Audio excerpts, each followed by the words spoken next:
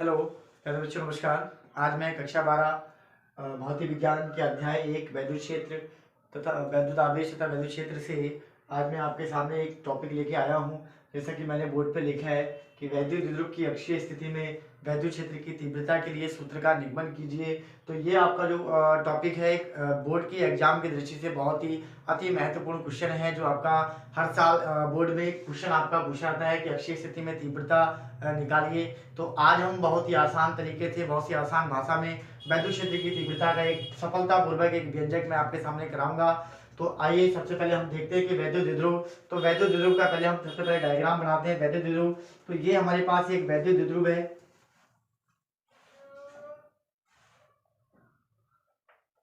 वैद्युत ध्रुव का ए बिंदु आपके पास ए बिंदु है, ये हमारे पास बिंदु बी है। बिंदु ए पे हमने एक माइनस क्यू आवेश को रखा है और बिंदु बी पर हमने प्लस क्यू आवेश को रखा है। तो इसी प्रकार बिंदु आपका वैद्युत द्विध्रुव की जो टोटल दूरी होती है इसको हम अल्प दूरी के नाम से जानते हैं, जो हमारे पास 12 के रूप में होती है। इसी प्रकार हमें अक्षीय स्थिति में तीव्रता निकालनी है। तो वैद्युत द्विध्रुव के मध्य बिंदु आपका ओ से हम एक बिंदु अक्षीय स्थिति में लेते हैं, जो आपका एक बिंदु हम अक्षीय स्थिति में लेते हैं, जो हमारे पास एक बिंदु P है। इस P पे हमें वैद्युत क्षेत्र की तीव्रता ज्ञात करनी है।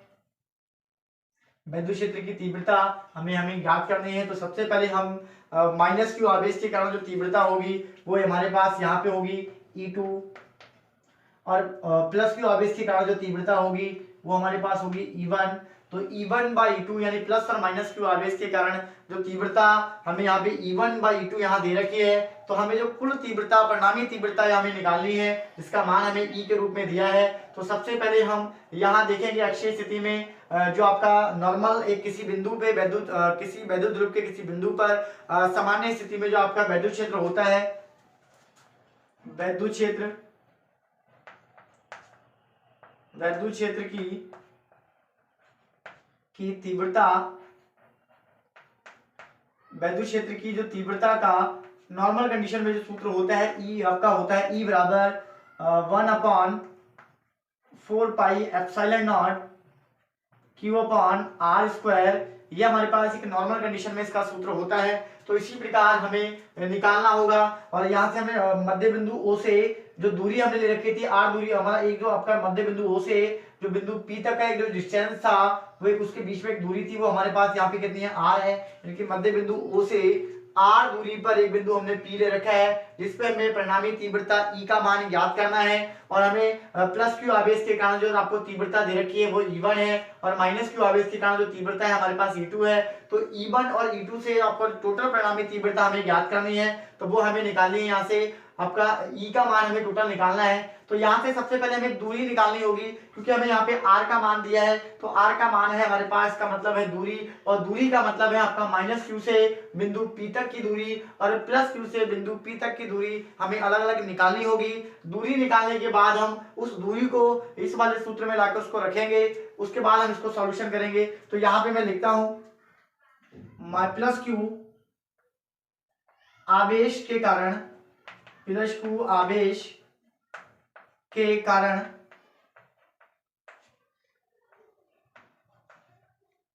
बिंदु P तक की दूरी, बिंदु P तक की जो दूरी होगी हमारे पास, तो प्लस क्यू से हमें बिंदु P तक की दूरी निकालनी है। तो इसका मतलब होता है कि आपको पहले यहां से अगर इसको डिवाइड करें 12 को टोटल, तो ये डिस्टेंस L होगा और ये डिस्टेंस एक L होगा। तो हमें यहां से यहां तक की दूरी हमें निकालनी है, यहां से यहां तक, यानी टोटल हमारे पास जो मध्य बिंदु आपका O से R दूरी पर बिंदु P है, और O से लेके हमारे पास जो Q तक का डिस्टेंस था वो L है। तो हमें टोटल जो R में से अगर मैं L को माइनस कर दूंगा तो हमारे पास जो दूरी निकल के आ जाएगी प्लस Q से आपका P तक की दूरी, तो जो निकल के आ जाती है हमारे पास R माइनस L के रूप में। इसी प्रकार हम माइनस क्यू आवेश के कारण बिंदु P तक की दूरी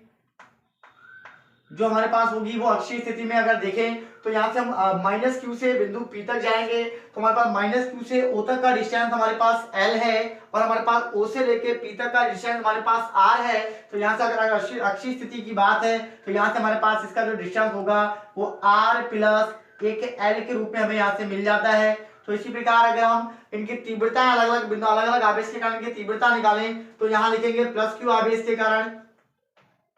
प्लस क्यू आवेश के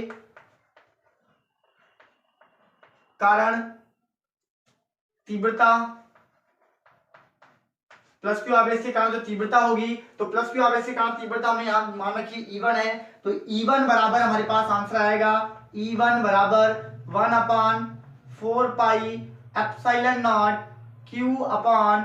आपका प्लस क्यू आवेश के कारण जो डिस्टेंस है हमारे पास वो R माइनस एल है, R माइनस एल और आपका स्क्वायर है, तो यहाँ स्क्वायर हो जाएगा। इक्वेशन इसको मान लेते हैं समीकरण 1। उसके बाद हमारे पास माइनस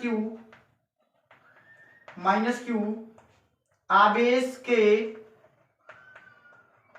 कारण जो तीव्रता है हमारे पास E2 बराबर 1/4 पाई एप्सिलॉन Q अपान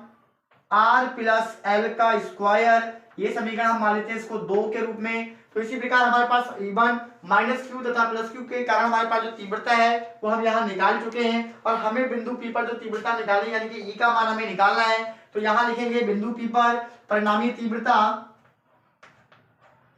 बिंदु P पर परिणामी तीव्रता जो हमारे पास होगी वो टोटल E बराबर E1 प्लस E2 के रूप में हमारे पास निकल के आएगी। तो यहाँ से हम देखेंगे E2 का मान हमारे पास माइनस के माइनस आवेश के कारण है, तो यहाँ से इनको जो मान हम आंसर निकालेंगे तो वो हमारे पास कितना निकल के आए, क्योंकि हमारे पास माइनस क्यू के आर के जो आपका वैद्युत क्षेत्र की तीव्रता निकल के आई वो हमारे पास ये है। तो यहाँ पे हम लिखेंगे इसके बारे में, तो बिंदु P पर जो परिणामी तीव्रता हमारे पास E बराबर E1 प्लस E2 है, तो यहाँ पे हम इसका टोटल E1 बाई E2 का मान रखेंगे। तो यहाँ पे हमारे पास हो जाएगा E बराबर 1/4 पाई एप्सिलॉन नॉट Q बटे R minus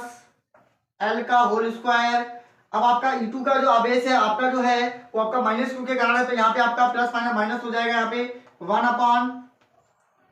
pi epsilon not, तो यहाँ पे आपका Q अपान R प्लस एल का होल स्क्वायर। तो यहाँ से हमारे पास जब प्लस माइनस में कोई भी संख्या जब एक जैसी होती है, जैसे कि हमारे पास यहाँ पे 1/4 पाई epsilon not 1/4 pi epsilon not आपका यहाँ पर भी Q है, यहाँ पर भी Q है, तो आपका प्लस माइनस में कॉमन हो जाती है। तो यहाँ पे हम क्या करेंगे, तो आपका E बराबर तो आपका कॉमन के रूप में आ जाएगा Q और Q कॉमन हो जाएगा, यानी कि Q upon 4 pi epsilon not और यहाँ से हमारे पास 1/R माइनस एल का होल स्क्वायर माइनस हो जाएगा R प्लस एल का होल स्क्वायर। इसी प्रकार यहाँ से हमारे पास अब यहाँ पे हमारे पास दोनों में एलसीएम दे रखा है, तो इन दोनों का जो एलसीएम हम लेंगे तो यहाँ से हमें मिलेगा E बराबर Q upon 4 pi epsilon not, यहाँ से हमारा एलसीएम हो जाएगा R माइनस एल का स्क्वायर R प्लस एल का स्क्वायर। यहाँ से जब एलसीएम में आपका अलग अलग संख्या है तो यहाँ से हम क्या करेंगे, इसका क्रॉस मल्टीप्लाई, तो आपका इसका मल्टीप्लाई यहाँ से हो जाएगा, इसका मल्टीप्लाई यहाँ से, तो इसका मतलब है कि R प्लस एल स्क्वायर आ जाएगा, यहाँ पर R प्लस एल का होल स्क्वायर और यहाँ पे माइनस हो जाएगा हमारे पास R माइनस एल का होल स्क्वायर। इसी प्रकार हम इसको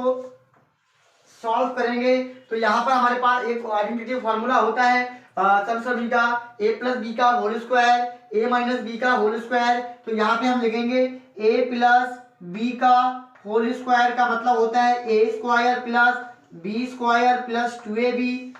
इसी प्रकार इस वाले में यहाँ पे लग जाएगा a माइनस बी का whole square a minus B का होल स्क्वायर बराबर a square plus B square minus का 2ab। इन दोनों सर्व समीकरणों का प्रयोग यहाँ पे करेंगे तो यहाँ पे हमारे पास E का मान एक निकल के आता है Q upon 4 pi epsilon not. यहाँ से हम a प्लस बी का होल स्क्वायर लगाएंगे तो a प्लस बी का मतलब a स्क्वायर का मतलब है r स्क्वायर, तो यहाँ हो जाएगा r स्क्वायर प्लस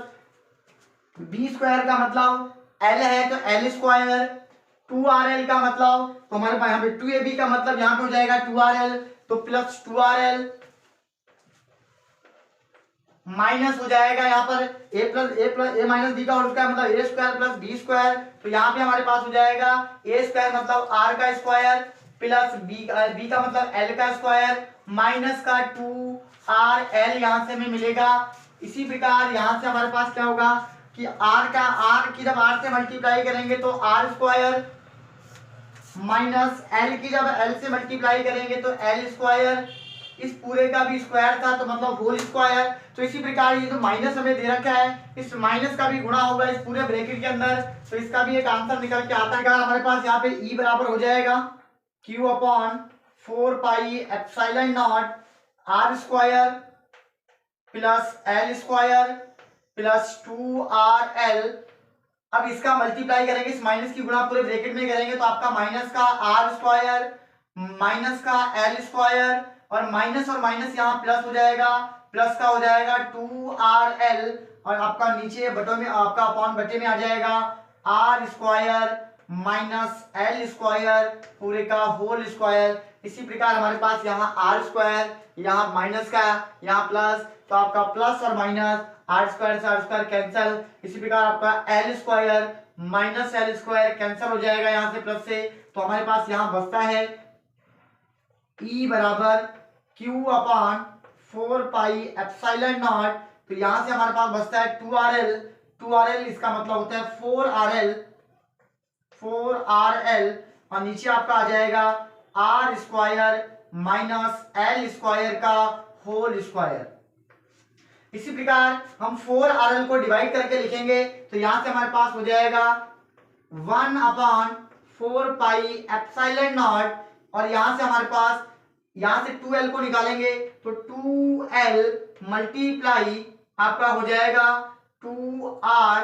और इसके साथ हम दे देंगे Q को और अपॉन में हमारे पास, तो यहां से हमारे पास आएगा R square minus L square का होल स्क्वायर। इसी प्रकार यहाँ पे हम देखेंगे दो प्रकार की दूरियां हैं हमारे पास, एक आपका आर दूरी है और यहाँ पे हमने एक एल दूरी है, तो दोनों आपकी दूरियां यहाँ दे रखी हैं, तो हम इन दोनों दूरियों में से एक दूरी को यहाँ मेजर करेंगे तो हमें पता है इन दोनों दूरियों में से जो बड़ी दूरी, जो दूरी का मान जो बड़ा है वो हमारे पास आर का मान बड़ा है, तो हम यहाँ पे लिखेंगे कि आर इज ग्रेटर देन आपका L। तो जब R का मान L से बड़ा है तो हम R के मान को यहाँ पे गिनेंगे, यानी R के मान को यहाँ पे लिखा जाएगा और L का मान यहाँ पे हमें छोड़ना पड़ेगा, तो यहाँ पे दोनों दूरियों में से एक दूरी को छोड़ना पड़ेगा, तो जो दूरी हमें छोड़नी पड़ेगी वो L को आपको छोड़ना पड़ेगा क्योंकि आपका L का मान R से कम है, तो इसी प्रकार हम L को छोड़ेंगे और R के मान को यहाँ पे काउंट करेंगे। तो यहाँ से हमारे पास एक सूत्र होता है 2QL जो इसका मान होता है P और P का मतलब होता है वैद्युत द्विध्रुव आघूर्ण, तो वैद्युत द्विध्रुव आघूर्ण से इसका जो मान होता है P, तो यहाँ से हम 2QL यानी कि Q2L का जो मान लिखेंगे वो P के रूप में हम यहाँ लिखेंगे, तो यहाँ से हमें मिलेगा E बराबर आपका 1 अपॉन 4 पाई एप्सिलॉन नॉट, आपका यहाँ हो जाएगा P गुणा 2R और नीचे आपका बचेगा आर स्क्वायर और इसका भी स्क्वायर है तो आर की पावर 4, तो यहाँ से एक आर आपका कट जाएगा, तो ई का जो मान हमें प्राप्त मिलेगा 1 अपॉन 4 पाई एप्सिलॉन नॉट कि आपका बचेगा 2, यहाँ बचेगा P, तो 2P बटे आर के यहाँ से आपका कट गया एक पावर में से तो आर की पावर 3। तो इसी प्रकार हम वैद्युत क्षेत्र की अक्षीय स्थिति में बहुत ही सफलतापूर्वक इसका व्यंजक